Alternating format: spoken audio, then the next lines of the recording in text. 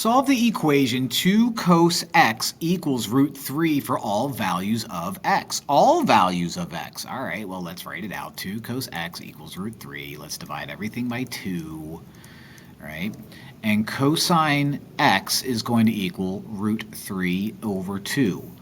Why leave all that space? So I can inverse cosine both sides, like so.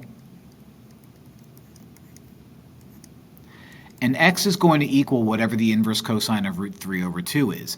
Remember, cosine is an x value. So if I'm thinking unit circle thoughts, okay, the x values are positive on quadrants 1 and 4. All right, each quadrant has a dot, dot, dot, and a dot, dot, dot.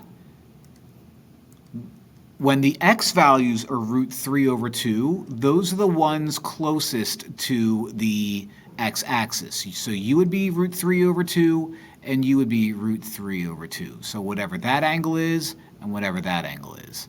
And that first angle is going to be pi over 6.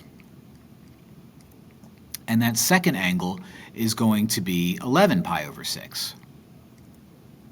So x could happen between pi over 6 and 11 pi over 6. Now again, I left all that space. Why?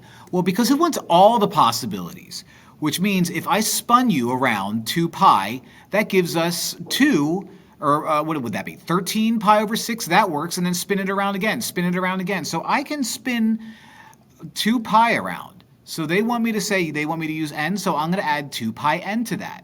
Similarly, I could spin u around 2 pi and get the same thing. Spin it again 2 pi and get the same thing. So I can add 2 pi n here too. So the one that gives us pi over 6 plus 2 pi n and 11 pi over 6 plus 2 pi n for any integer n is going to be a.